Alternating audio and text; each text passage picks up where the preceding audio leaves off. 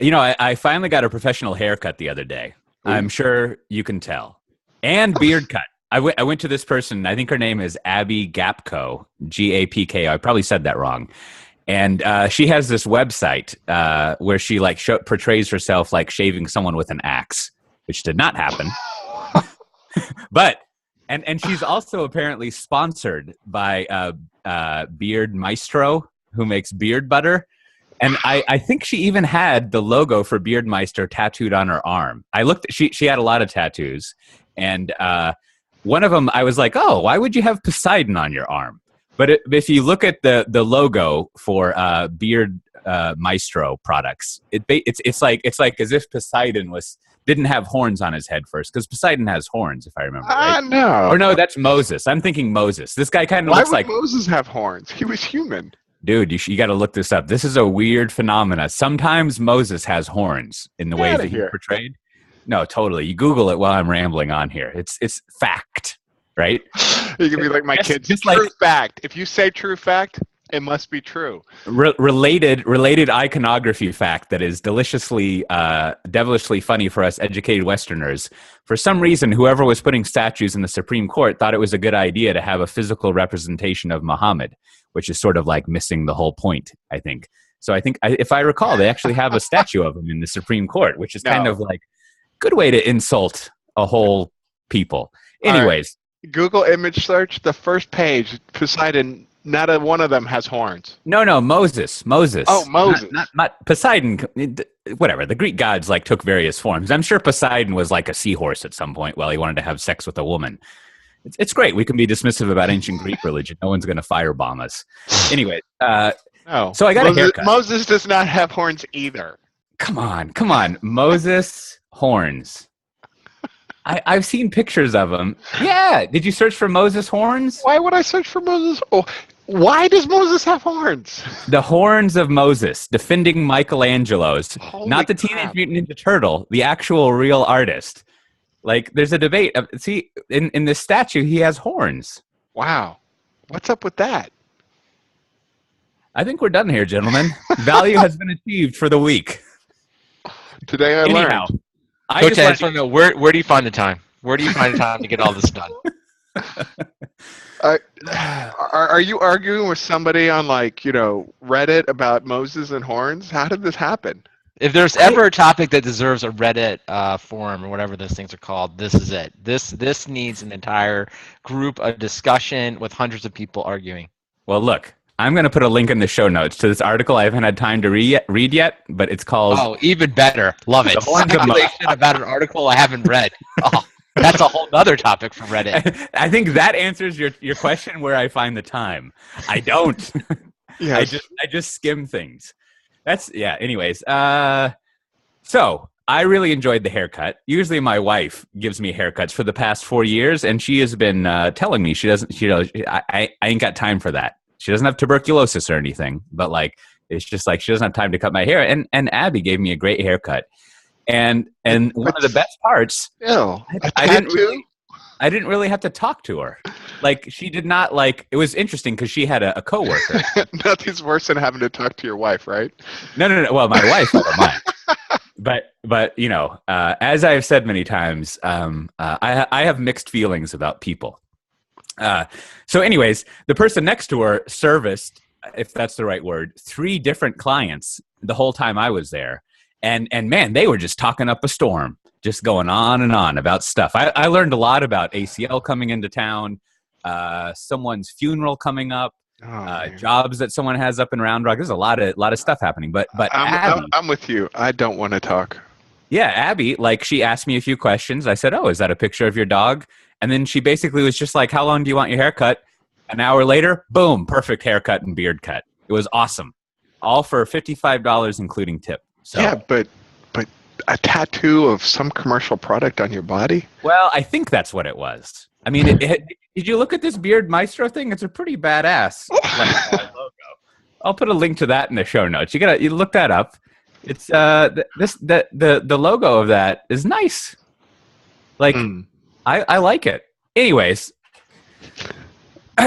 so that's my pre-recommendation for you. Now, On related to the debate about Moses having horns or not, before we were recording, Brandon was telling me there was an excellent article about BlackBerry, and I haven't read it yet. So what were the highlights? What was going on? Was this a post-mortem? They're not dead yet. Oh, No, it was a real good insight. Someone did some real investigative journalism, and they actually went out and talked to a bunch of people that work there about what I always like about someone that takes this time is they just challenge all the narratives. Like they challenge the narrative, like they, for example, one part of the narrative that goes why RIM and BlackBerry died is like they just didn't know, they didn't realize that the iPhone was awesome and the iPhone was going to kill them, right? And that they were just ignoring it, and they had their heads down in the sand, and they just just were unaware of that. They thought that they would carry on with the enterprise, right? And so they just basically destroy all of these kind of like simple like hot take narratives, right? And just say that like no hot take. Exactly. There was actually a lot of people there, right, that knew all about it, and they have these quotes in there that I think many people, I would assume, are gonna really relate to about.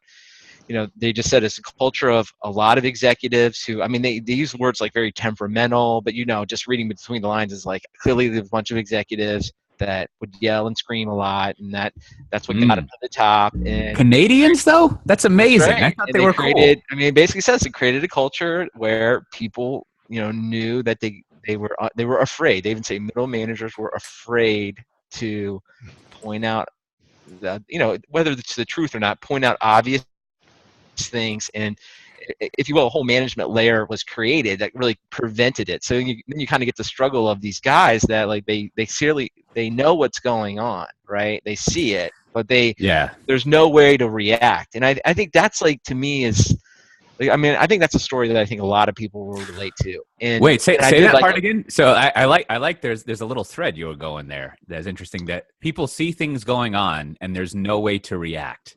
Like that second part is interesting. It's like we know exactly what's happening.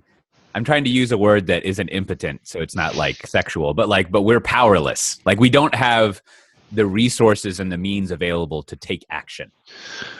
I think that's an interesting angle on why bad things happen in tech companies. Well, yeah. Congratulations on making. You know that like, well, it's going down, but your options are, well, we can row harder and fight and put in the effort. But when you have kind of the management that REM had, where people were scared. I think the article had quotes from guys like, well, I got a wife and kids, and I got better things to do than get fired. And if you ride it out for several years, well, as long as you're not tied up in all your wealth is tied up to the company's health, you're kind of a mercenary anyway. So what do you care? Yeah. Well, John, I need to make a massive correction to this discussion, because I just realized that this article I'm referencing is not about BlackBerry. It's about Nokia. Who killed Nokia? So just like listen, we're not going to re-record. We don't have time. We're not even production worthy. Wait, are those different companies? Take everybody that I just said. Take everything I just said. Just replace BlackBerry or RIM with Nokia, because that's what I was trying to say. Well, this totally ruined my upcoming joke about it's a regular Waterloo. That there's nothing to be said about Helsinki. No. So, and now the Canadians have kept their Canadians are good. Canadians are good. But somehow the Finns, I guess. Oh man, hot-blooded. Very hot-blooded people. It's surprising that somebody like Linus Torvalds is Finnish. Yeah. You know what I've discovered about the Finns is they have this almost genetic dislike of Russians. Which if you encounter a Finn, if you want to be totally shocked by something, just bring up Russia, and they'll just not all of them, but man, it's just crazy. How they feel about the Swedes? Oh yeah. Try asking Norwegians about Swedes. Oh man, I've got an uncle. I've got some Norwegians in my family. He hates Swedes. He's lived in Texas all his life. It's like, what is your problem? He doesn't know any. He just hates them. It's like, because when he was a kid, he was taught to hate them. And seriously? them? Who cares? You live in Houston. Yeah. So this is actually about Nokia. Yeah. Nokia downfall. Yeah, so no, this was the downfall of Nokia. So I think clearly it was such a good article that I can't remember which company it was about. But my whole point for anyone that's listening to it, I think if you work in a large company or any company actually, it doesn't have to be large or small, like you'll relate to the stories of like, hey, Yeah. a lot of people at Nokia saw what was happening. A lot of people saw the world changing. They did, I think many of them would like to have changed, right, or made some type of effort to change, but it's extremely hard. And I think, to pull something unrelated to this would be, following this thing at Volkswagen, this diesel, kind of Yeah. mess. It's like, again, my guess is that that's a very complicated story about how that really happened and what really led to that. It isn't just someone woke up and was like, I'm going to be evil and cheat and I'm going to do it all by myself, right? It's like these things happen over a long period of time and very complicated organizational dynamics get involved. And I think, when you're working in technology, right, I think that in technology changes so fast, is like it's probably more prevalent here where we see this stuff in our industry, because it's just like the things cycle so fast than, if you will, like an automotive or manufacturing or other slower to innovate industries. Yeah. Yeah. No, there's two things that this brings up. One of them is almost a gratuitous reference to the ongoing work of Ben Thompson, which I think is related here, because he has this sort of like ongoing, two drunks fighting kind of brawl about what's wrong with Clayton Christensen disruption theory, like, or what are the things that it doesn't capture, and I think a lot of what we were talking about is there's something missing from this idea of disruption, right? So to say that Nokia was disrupted by Apple or BlackBerry, whatever, like, is sort of half right. But there's another thing of like, it's unfinished work because I don't know what the missing thing is. But part of it is just like the effect is inertia or being fat and happy, but the root cause analysis of how that happens and why corporations allow that to persist is what the real question is, right? Like, how does that come about? And the disruptive, the easy theory is sort of like, oh, just because they're ignorant or they don't believe it or something like that. But like, they do know. it's just like, why does an overly governed corporation the size of any big company that gets taken down not have baked into its process being aware of that? Like, how does that happen, right? Like, anyways. And the second thing is, like, this is another like personal theory of mine, is that like, I think when a company reaches a certain size, to put it in an overly sarcastic way, the point of the company is not shareholder value, corporate mission, or anything, but it's the personal enrichment of all the employees in the company.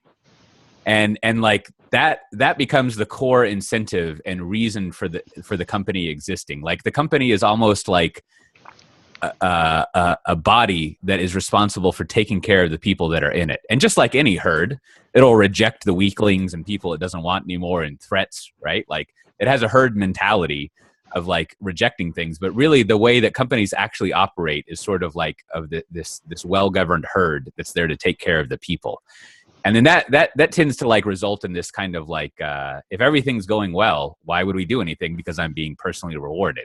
Yeah. Right. I don't know. It's like, I just think the way, particularly, maybe not so much I think the way that people think about and how we do our hot takes, as it will, we need more cold takes of what goes wrong with companies, like ignores how companies actually operate, right? Like all the assumptions lead to weird conclusions that are not handy. Well, I think there's a lot more.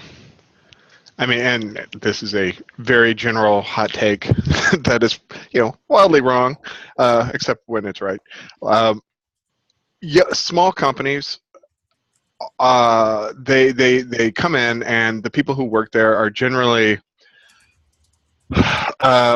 willfully ignorant of the realities of the market. Right? They're willing to go in and like, I'm going to do something crazy, and I have this startup, and we're going to grow, and we don't have to worry about the shareholder value and things like that, and maintaining a status quo and Yeah. keeping 2-3 year pipelines going, and it attracts a certain personality type. And then as those companies grow, you start to like bring in the middle management. You bring in, the people who are like more comfortable, taking it to a more stable place. And so those, young upstarts, those startup kids, The youngsters. the youngsters, they're also more in tune with what's going on at times, and probably more paranoid. Because I don't know, like, being at a small company, we're like super paranoid about all sorts of things. I mean, nobody's more paranoid than like product management and biz dev, and and like the reality is when you see those big companies up close, they're not thinking about anything. Yeah. They're just like, we're working here, and the people inside them aren't thinking like, oh, I'm part of a 5,000 person company. I need to worry about those little companies over there. They don't think about that. They think about I clock in, I clock out, widgets get made, I get paid, and that's just a different mentality. I think Right. So it's almost like there's not to characterize what you're saying. There's not a fighting mentality. There's not a mentality of I should let me rephrase that so that we can make our obligatory Fury Road analogy here. There's not this focus on survival, right? Yeah. Like survival is not the focus, and unless survival is your constant focus, you're to make an allusion to that the new season of The Walking Dead, you're either the butcher or the cattle, right? And like you sure as shit don't want to kneel in front of that stainless steel trough. That's right. Like not a good scene. But there's nobody at Intel who's worried about not being at Intel in a year. They're like, oh man, we could go under, somebody might buy us. It's like they don't have the fear. Yeah, and yet they are the originator of only the paranoid survive. Oh yeah. So hopefully that's baked into their culture. Yeah, somehow you have to keep that going. So another way of putting it is, if you were a Wall Street analyst covered on the tech industry, you would always ask one question every quarter. The operator would say, "Our next question is from Matt Ray." And you would say, congratulations on the results. I just have one question. Are you paranoid? Yes, exactly. What little thing is driving you insane, and you wake up at 4 a.m. like those guys. I mean, Intel. Yeah. I like this because it conforms with my own personal theories, which is sort of like, if you are well paid and taken care of, why would you be paranoid, right? Like you don't build into the system a feedback loop that tells every individual employee that there's paranoia. And then in contrast, to bring up the old Amazon thing, right? Like maybe the problem is that once you have this constant paranoia, it's easy to go down that path of like the Amazon style workplace that people don't like, or some people love it, right? And other people do not like it. And maybe the question is like, is that the only way to exist? Or are there other ways of being paranoid without being an asshole? Well, I mean, you look at the people who are successful, and maybe, I don't know if paranoia is the right thing, but there needs to be some built-in tension to keep people motivated. At Apple, there's even 4 years after Steve Jobs is gone, like there's still internal tension. There's still fighting. I think a lot of people, I think the business writers would call it culture, right? Like they would say that, I mean, culture can have tension, it can be relaxed, it can be, aggressive. There's lots of ways to do it. But I think what you're getting at, Matt Ray, which I agree, is like you need to build into any company of any size. I'd say even over 10 people, a culture that everybody buys into and understands, that helps drive it. Now, I think, the words like paranoid, starts to drive, I think, the some of the behavior you see in, like, we'll just use Nokia because there's the one that they wrote about, that I think it actually has the opposite effect. Like, if you're paranoid and you start to kind of act paranoid and act aggressive, that it actually defeats the purpose of what you're saying, because now people are worried about what's said in a meeting. Well, or but how they have internal or- paranoia, right? I mean, well, they're but I think that's the big thing. I think that's a big distinction. Like if you start to create a thing where people are paranoid, which I think usually means they're worried about their jobs, right? And you kind of use that as like, hey, if you don't do a good job, you're out of here, or you're not going to be around. That often creates behavior that I think is inconsistent with staying on top of the customers, understanding the problems, making sure every release is truly, as good as it can be, or every product meets a new thing. It starts to create like, well, I got to worry a lot about how I'm being perceived inside of the company, which is sort of the downside of the Amazon article, was that like, hey, a lot of times people were writing anonymous feedback about each other in a tool rather than, working on their next product launch or release. So I think that's like, to me, that's like the magic of business, is creating the culture Right. that drives people but doesn't. And I think it's usually associated with negative reinforcement that creates a lot of bad behavior. So I think your question, Cote, is awesome. It's like, can it be done where there's healthy, like people know they got to come in and get their jobs done, but they're not looking over their shoulder and they're really focused on the outside world. I mean, I'd love, if someone's working at that place, I'd love to hear about it. well, And like, do you guys remember where this piece of DevOps lore is? That it's like whenever we have a post more or like a crisis meeting, I always like to tell people the enemy is not the people in the room. The enemy is the problem we're solving. And it's sort of like let's not fight each other. Let's fight whatever our enemy is, which I think is it's a good way of like internalizing the idea of like, don't do infighting. That's stupid. Like you should focus on like the problems externally. But I would say that's like the instilling a culture that really lives that is, I would say, maybe the hardest thing you can do in business. Yeah, like so far, and I say this, so far, I don't believe it's possible. Like I almost think it's like possible to strive for it and get to it, but like I don't know. It just seems so like impossible that it's hard to imagine at a large company things being that way. Maybe how big is Netflix? like that. I don't know. I mean, because they have a pretty different culture. Yeah. I guess we should do the Horace Deju thing and like trust that when they tell us how they operate, they actually operate that way, instead of hitting the fallacy of like people are liars especially when they talk about themselves. But like, okay, that's fair. But yeah, to Brandon's point, it seems really hard, especially like changing an existing culture. Yeah, I mean, changing is even worse. I mean, there was an article I read recently that I'll need to dig it up about when Airbnb was raising funding. The feedback that that Peter Thiel gave to them. They were expecting something along the lines of, attack this market this way or whatever, and he was essentially said, don't fuck up your culture. And how you unfuck it is probably even harder. But straight from the books of Ayn Rand. Focus on culture. Yeah, don't fuck up your culture, or you'll have to live on an ocean, on a seastead, and build your own city without anybody else. Well, maybe not. But this is always like my answer to Peter Thiel and all these guys. It's like everyone talks about cultures like it's one thing. There's like what culture looks like when you're at the very top of a company, when you're one of the executives or very, very high up. Like you have a perception of the culture, right? Yeah. Then there's the middle management.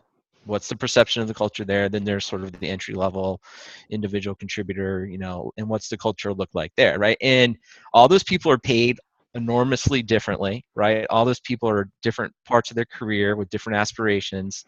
And that is to me is a very important part of looking at culture, is looking at through those different dynamics. And I think, right. When you're Peter Thiel and you're at the very top of a company and and because I think that quote was even Facebook, right? The one is like, don't fuck it up, right? Like, don't fuck up the culture. And I think when that group of people is on the verge of making potentially, billions, tens of billions of dollars, right? Their perception of the culture is going to be so different than somebody that's just like, it's my first job.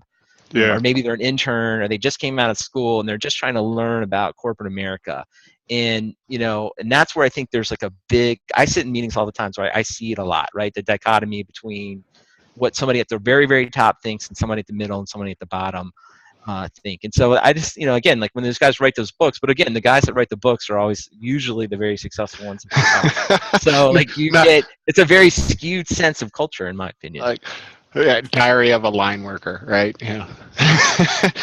Like, oh yeah, I'm going to write this business book about what it was like to be, junior developer for 15 years. It's like nobody wants to read that. It's not exciting to read it. It's not, or like no one really wants to read a book like how this. Hey, I worked this place and totally failed, and we had a bad culture, and like why would you want to write that? You probably don't want to write that book, and then it's left. But if you are interested in that, it's like books like again, it's been at least several episodes. So I feel totally okay saying it. Halo Effect, right, where someone's done a bunch of research, and and it's a great book, but I think it's a great book only if you've had a bunch of experience and you're like, oh gosh, thank God. There's another good book. Have you guys read In Search of Stupidity? I haven't read the second edition, which came out several years ago, but it's a good overview of how a bunch of tech companies were not successful, and obviously it's a parody. Well, parody is the wrong word because it's factual, but it's a response to In Search of Excellence. The famous Tom Peters and the Forgotten Second Author of the 80s, and I think what he does in Search of Stupidity is he takes all the tech companies and some more from In Search of Excellence, and he goes like, 2 years after the publication, all these companies were failures. Right? And so he goes over I forget if it's 3M and he has like weighing in there and my favorite part was the chapter on was it Corel, whatever company he worked on WordPerfect. And Corel.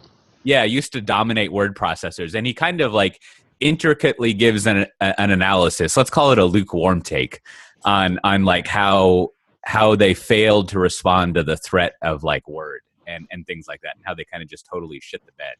And it's nice for two reasons. One, it's relevant to the conversations we've been having, and two, it's rare IT industry history. There's not really that much IT industry history written up there, so it's still looking forward to your book, Cote. Yeah, well, as I've been thinking, I should convert my book to more of that, instead of just Devout Son. Yeah, several different chapters. I think maybe I'll think of that. That'll be easier. Like yesterday, I was finishing up writing. I'm working on this cloud native journey thing. Can you tell I work in marketing? And I was like, oh, there's so much more I want to write here. I'm going to highlight all my notes of things I should write and press the delete key and then be done. And I think part of deciding what goes in a book is what I have content for and what can be written on. And I think if I write more about a bunch of different companies instead of just Sun, I can still write about Sun, but then add in other analysis from things. You better hurry. Get on it. What do I need to hurry for? Well, I was just saying, Sun's been gone for a while. And, and it's kind of fading from memory. You're going to have to start write-ups about companies being acquired and going under. Nokia and RIM, both still topical. Yeah. You can write about. Well, we won't start naming names, but there's lots of companies, and you have good connections where you could probably. Yeah, it'd be good to also have an analysis of what's been going on at Microsoft for the. If you were to put right in the middle of a 4-year time span, and put in the middle now, it'd be interesting to know 2 years ago what was happening, what's happening now, and what looks like will be happening, because that seems like a rare instance of a mega company turning it around. Yeah. Or at least from the outside doing the things that look like they're turning it around. Yeah, right. I mean how the fuck did that happen? That's fascinating. They had the AzureCon online, virtual conference this week where they announced a bunch of new products. Yeah, they got the Mesosphere, and they're supporting Mesosphere. Yeah. I think there's been a lot of criminology, as it were, analyzing the way all these things are worded. We're supporting all these new technologies.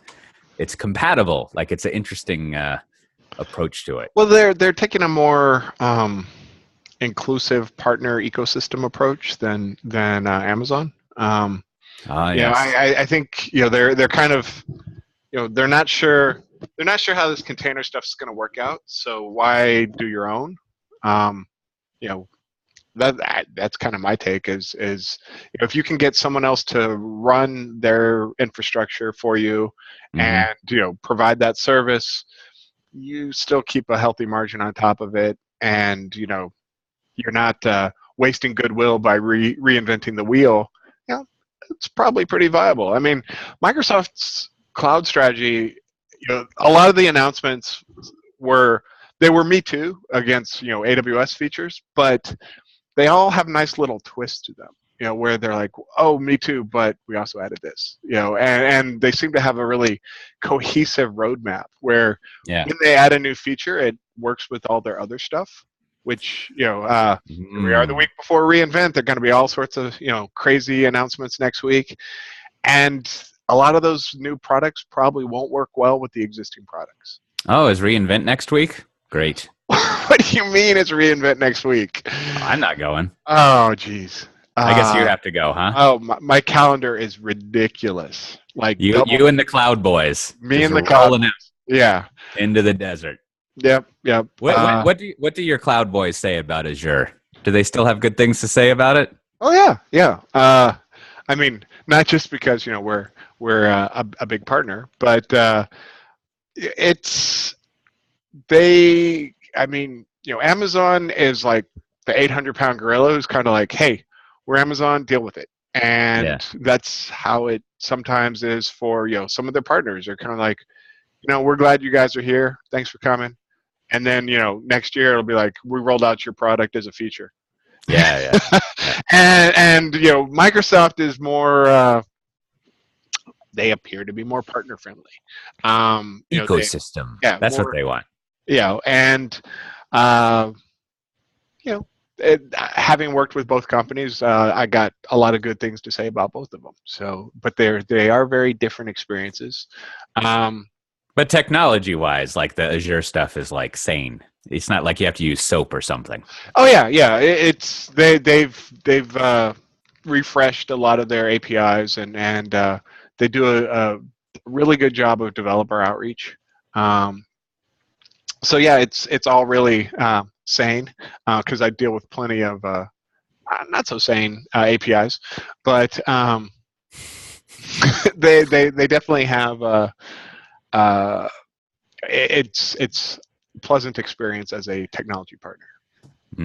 Well, all right. So without a segue, before we get to recommendations, we had some notes on ad blocking and stuff like that, which has been covered extensively in various outlets in your ears. Which is it's interesting to. I think it's an interesting topic that people are vociferous about because the chattering class is largely pays the bills with ads. So they have a lot to say about that, right? It's sort of like when the web came about and seemed to be threatening journalism, they covered the shit out of that, right? Like a journalist will always tell you about journalism, just like Well, let's talk baseball.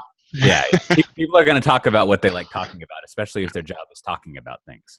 But I wanted to get like a little bit of, in particular, I don't think you do much of this stuff, Matt Ray, but like I wanted to get kind of like the marketer's perspective, the real customer's perspective, especially from Brandon, since you've worked at SolarWinds, who is into this kind of stuff. Like, do you sort of like, if you can put that old hat back on, like, do you start freaking out about ad blocking, or you're like, no, I'll get my message out there, right? Like, people can block ads night and day. I don't give a crap. I will find a way to get my message in front of someone's face, get their credit card number, like, or in that mentality of like driving in inbound stuff is ad blocking like an enemy.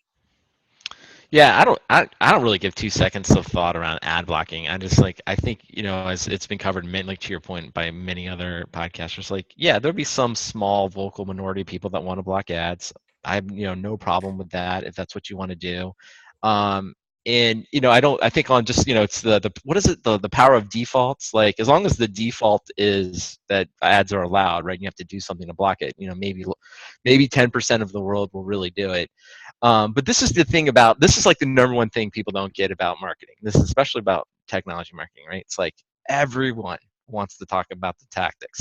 And there's always like this myth, especially when you sit down with these technology, relatively new CEOs. It's like, man, we just need a white paper. If we just had this white paper, it would all work. And it's like the truth about great marketing is you have to Man, you were have like describing something I hear every week. you have to have great product, right? And when I mean great product, I mean stuff that has been built that people want, right?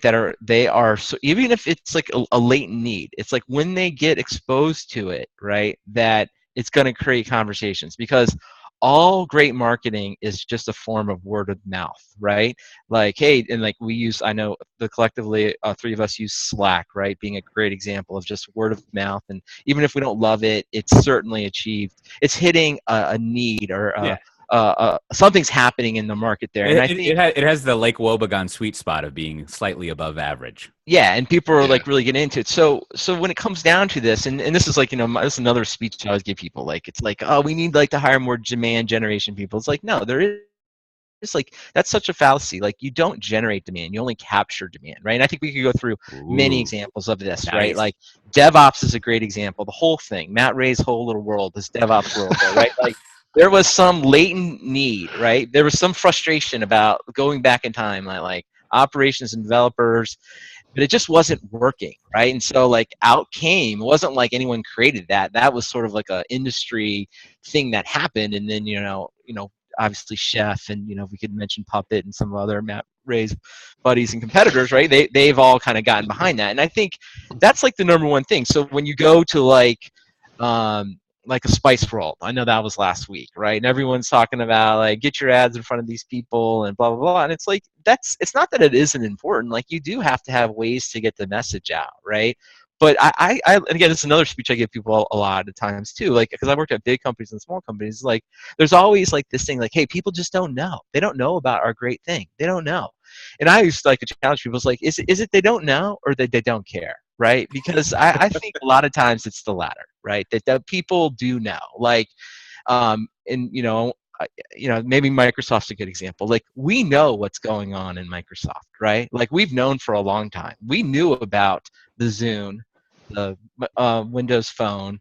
It's like, we knew about all that stuff. We just didn't care, right? Like, we're like, we don't want this crap. So no amount of marketing spend changes that. So I was like, I don't even know what this question was, because I'm just out on a long rant now. But my whole point is just saying, it's like, yeah, when you're like, if you're worried about ad blocking and that you're not going to be able to get your message out, and that's going to prevent you from succeeding, then you're going to fail anyway, because your thing that you're trying to get sucks and people don't really want it. Because if you're going to use the regular channels of webinars, some advertising, going to shows, and and applying some level of just basic marketing, the word will get out, right? But then you got to have word of mouth, and if you don't have that, you have a bad product, and it doesn't matter. So you can fire your 2 or 3 CMOs and rotate them through, but eventually the day will come when people look at your product and it's like, it's just not that interesting.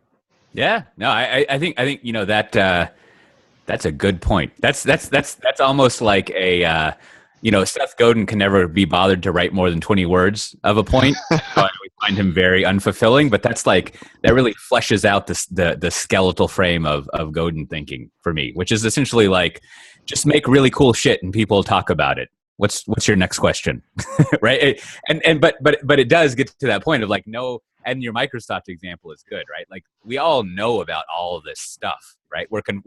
We were confronted with it in billboards and everywhere. It's just like, we don't want it, right? Like, the product is bad. And, marketing is not going to sell it. Yeah. And you mentioned Spice World, and like, I was on a interesting like panel there. It's interesting because I thought it was just going to be some sort of like little meeting, but it turned out it was like this recorded panel. So that was kind of like, I assume I think they're posting it next week, but you'll see at first I'm a little like bewildered and not like engaged, because I was kind of like, I had shifted in that mindset of like, I can sit in the back of the room and just kind of hang out. And I was like, holy crap, I'm at a table and there's cameras. Game on. And so I had to boot up the machine in my brain. Anyways, yeah. But it was interesting because it was all about marketing, right? I mean, because that's Spiceworks customers are marketers who want to reach IT pros, and through various means and channels. And the conversation started out like, the topic was like putting the human back in marketing, whatever, right? And so the way, I don't know if this is what people meant by it, but the way that I took that is like, to use your phrase, Brandon, how can I generate more demand? I need to get more leads and get more inbound stuff. And how do I get more advertising and attention? And so they talked about that for a while. And then there was the more kind of enterprisey people, especially me there. And at some point, us enterprisey people started talking up, and it was kind of like, yeah, I don't really care about lead gen, right? Like, lead gen is nice. What I care about is like getting a meeting with that person who's going to give me several $1 million.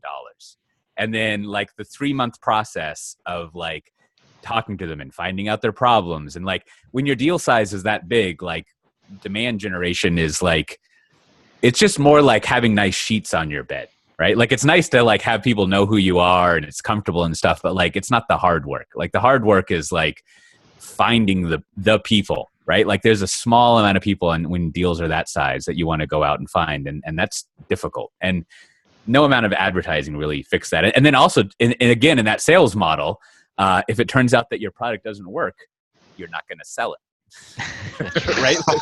That's right. Like, well, the other, the final like, point I'll make on this, because we could go on for another 2 hours on this one subject, but it's just, is most companies like have a fairly involved product launch like cycle, right? Like, yeah. Obviously the products have to be delivered, and there's the like what's going to be in them, and then there's the whole like sales training and press releases and briefing the analyst, and like this whole, and presentations are created. So like product launches, and everybody gets involved, right? Everyone's trying to get involved. It's high pressure, and a lot of deadlines. And what I find is consistent everywhere is that many times at product launch are when some like really hard questions start to like really surface. Like, man, is this differentiated enough, or do we have data or some type of third party or some type of evidence that we can use to really promote why we're great, right? Yeah. And a lot of times those questions are hard, and the answer is no, or it's really I've been on the really depressing quiet. end So of that chain of questions many times. yeah, and it's like, or like everyone will be like, hey, we need some references, and everyone's just looking at each other like, well, no,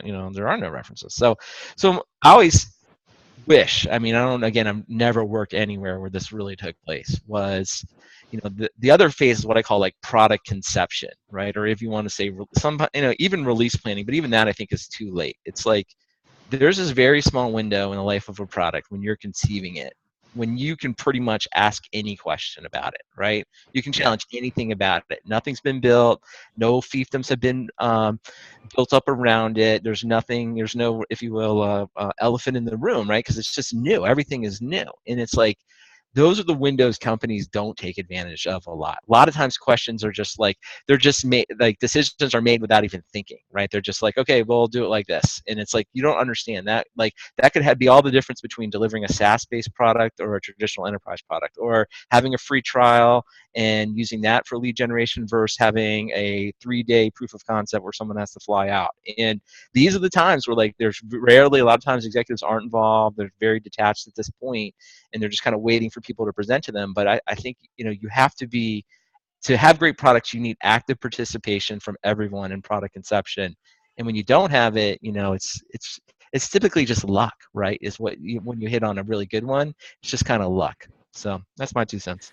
Yeah. No, like just to close that out before we get to our recommendations, it seems like the one of the problems people have when they discuss marketing is they conflate together creating awareness versus creating interest. And that's even before the product has to work, right? Like, so that was one of the things I was saying in the Spiceworks panel is like, a lot of what we're talking about is advertising, right? Which is just like creating that awareness that Zunes exist and like you should be interested in them.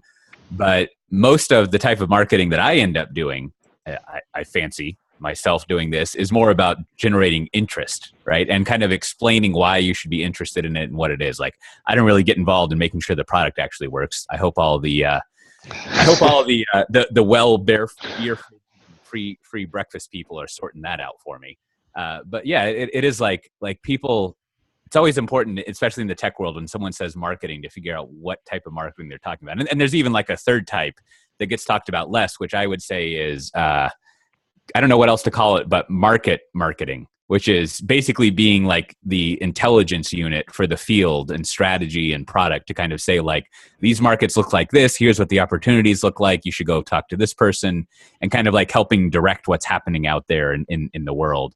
and giving that kind. It's all internal facing stuff, but Yeah. it is. It's difficult. It's most people when they hear marketing, all they think is advertising. They don't really think of all these other activities, which I think is why marketing has a shitty tone to it. When really, it's a nice craft, if I don't say so myself. There are a lot of fine people in marketing. So I've met many of them, and many who are not fine. Oh. Speaking of that, let's roll into recommendations. All right. How about you go first, Matt Ray? Well, we're as longtime listeners know, we're big fans of the Wirecutter here, and on my last flight from the last time I had to fly, which was last week, I was like, I'm tired of these headphones. They're huge. These noise canceling headphones, they don't work that great, and I just need something better. So wait, you don't wear your headphones like a headband? Like when you're walking through the airports, they're like, that guy's off to a big that day. guy. Yeah. No, I don't. But I also have a fairly small backpack. I've got a 13-inch laptop, so I don't have like a huge backpack. So my noise canceling headphones are like, they're huge. The case for them are huge. You might call them cans. Yeah, well, totally cans, and they're kind of uncomfortable when I'm wearing glasses, and I wear glasses when I'm in front of a computer, which is what I do on planes, and so it's just like I'm tired of those headphones. So, long story short, I went to Wirecutter. I was like, I'm gonna just get whatever they recommend, and I got them. I got some Bose QC20s or something like that. They're awesome. They are really good. How much did they cost? $250. So that's a lot. It's the most I've ever paid for headphones. But if you travel a lot, you're probably going to want sound canceling headphones, and they're really nice. Man, I think everything we just talked about, not that we should do this now, but if you took everything the questions that rose up that drove the conversation we just had, and you analyzed like the headphone market, that would be fascinating, right? Because I think the headphone market probably covers the gamut of like really good marketing that moves shit product on the bad end, right? Yeah. And also like almost no marketing, but great product that moves itself, right? Well, like and Bose has a reputation of being like coasting on their name. But if I remember from the 90s, they're the best way to listen to CDs of classical music. Yeah, and they exactly. don't take up space from the toaster. You can put it right under the cabinet. But yeah, so I read the reviews, the Wirecutter guys, they broke down like 30 sets of headphones, and I was like, I tried those were crappy, and sometimes the market leader, or the most reputable, the highest profile names, sometimes actually have good products. So yeah, that's true. Well, my recommendation for everyone who's been missing out on what they should be doing at Costco, I was delighted this weekend when we were in our, it's not weekly, but our trip to Costco. Now, for many years, I basically eat beans with every diet, so I have to eat a lot of beans. For many years, they have had black beans there. They always have the baked beans, which have sugar. I don't want sugar, so you're kind of porked. No pun intended. And so you can always get beans with sugar, but it's hard to find beans without sugar. Now, Costco has carried black beans, but these black beans that they have in a can like have no flavor to them. It's almost like if you had your house renovated and there's that big pile of trash in the front, if you went and ate that, I think it's they're actually labeled. There's two cans. There's beans with flavor, beans without flavor. Yeah, and so these black beans, like I've bought them many times, just like I bought Levi's there too many times until I figured out it was wrong, and I hate them. They're not good. But you're like, how am I can't throw away 2 gallons of black beans, no matter how bad they are. And they last for anyways. So also don't succumb to buying Rotel. You will never get rid of that Rotel at Costco. It seems like a good idea at the time. Don't do it. Anyways, but it turns out they've started selling, at least at one of the Austin Costcos. I guess technically the only Austin Costco. The other one's in a whole other town. They have uncooked organic black beans that you can buy in like a 4-pound bag. and then you can just cook them on your own, which I'm totally fine doing. Soak the beans, put them in the crock pot. It's delicious. So now I can finally get some beans at Costco instead of going to HEB to buy them, which is fine. But it's just like I just cooked a batch yesterday. I've been eating them. Delicious. They work out well. You can put some Rotel in there. I actually put my last can of Rotel in there. How about yourself, Brandon? What's your recommendation? I'm going to go with 2 recommendations this week, and I can never remember if I've already recommended it. So if I have, I apologize to the audience. So one is I've been doing some international travel, and as much as our government has so many issues, the global entry program is just one of the greatest inventions. That is amazing. I don't know, maybe the best thing the government has done in several years at least, for me. They created their own problem and solved it. Well, I don't care. I mean, that's just how happy I am, right? It's like, because if you have global entry, if you guys don't know what it is, it's a trusted traveler number you get if you go through this interview process, and it gives you a couple benefits. One, you can go through security without taking all your stuff out of. You get TSA pre with it. Yeah, Usually. TSA pre, so which is a good benefit. But I had to re-enter the country in Philadelphia, and just the customs lines, the passport control was enormous, and I got to walk right past it. Fantastic. So I think if you do I would say I would put the ROI at really just 2 international flights. If you're going to do 2 international flights, it's worth it. So take the time to do it. And then the other thing was I got a chance to on this trip to spend some family time at our favorite place on earth, the Magic Kingdom in Disney World. And this would be a whole nother episode where we can review Disney World. I will just say this on the food thing, Cote, you reminded me of this. If you're trying to eat a little healthier in the Magic Kingdom, my recommendation is just get the kids meal. And the kids meals are a little cheaper, and they don't have as big of portions. And I found that there was generally a healthier kids option than there were pizza or double fried chicken or whatever. That was I think that is maybe a top 3 dietary life hack right there. Yeah, just order the kids meal and you'll save yourself some calories, save yourself some money, and have a great time. There's an anti-pattern, which is like order the food, have them put half of it in a takeaway box before they bring it to you. And that's an anti-pattern, because the technical definition of an anti-pattern is something that seems like a good idea but is actually not a good idea. Whereas the meal pattern is like, no. Order and only pay for half of the food. Right? It's the kids meal. Okay. Yeah. Well, there you go. Well, and you get you get the little baggie with the apples pre-cut or the carrots. Cutting apples so much better than the fries. So enjoy. So many places are always like, "You want fries?" Like, no, I want the apples. Give me the apples. Always the apples. Yeah, global entry. That's the good stuff right there. That is like, if I can be permitted to go over our allotted time just a little bit, that is an area that I think has a lot of potential for software to improve, because most every citizen that's going through the ponderous re-entry lines has at some point in their life, probably 3 or 4 times, gone through a process of identifying who they are, being fingerprinted and all of that stuff. So their trusted information is in the system. It's just those systems don't talk with each other, so they don't know it. So you have to rely on meatware to like figure out if this person's a crook or like one of Donald Trump's enemies or something, right? And so like you have to have a person interpreting and doing that. Whereas the magic of the global entry, like now that, if you go through that process, all you're really doing is filling out some paperwork, going to get yourself fingerprinted in a room where they have the chair bolted down to the floor and there's a guy with a gun that you make small talk with. And then it's sort of like, just wait a few months and basically we don't give a shit who you are when you re-enter the country. Scan this thing, good to go. And it's like, but like, you could, if you had the personal data of every citizen, like in all this verification, it would just kind of like, you could like run an ETL job that might take several years to run, and then boop, like everyone's verified, and you can just like, but there's no financial incentive for somebody to do that work, because somebody probably, an Accenture or Deloitte or somebody did that work on the back end for the global entry, and they probably get a cut for every person who goes through the system, and so like, they don't want to make it free. Yeah, and then I guess also black helicopters would come take us and make us squat in front of a stainless steel trough. Guys, it all comes back to identity. That's just all we're talking here is risk-based authentication. All it is right, looking at the time of day, who you are, what you're trying to do, and most of the people in that line could easily be vetted through very, very fast, right? So That's So all. That's a whole topic for a future episode. What's up with Clear? Yeah, that's going down. Clear's just going down. I was like, why would you ever do Clear? Why would you just not do Clear? They're coming to Austin now.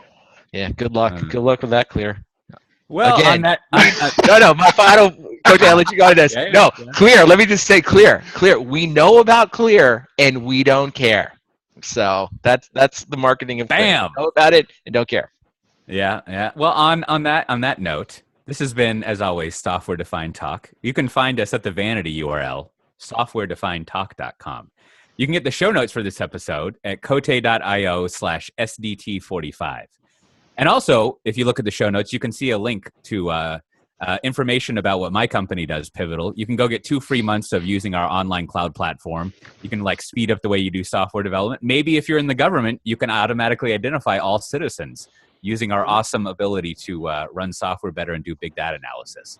But if you go to cote.io/pivotal, you can kind of see, there's a free book you can get there about new ways of doing software development, and you can get 2 free months testing out and using our platform. And how about yourself, Matt Ray? What's going on in Chef World? All I got right now is you can save 20% registration at the upcoming Chef Community Summit 2 weeks, or the one in London in a month, if you use the code software. Yeah, we'll have links to all that in show notes. I assume, as usual, you have nothing, Brandon. IBM doesn't have to advertise. Guys, I just have great products, and you guys know about them. So That's it. right. Boom. That's all I'm gonna leave it with. That's all With that mic dropping comment. We'll see everyone next time. Bye.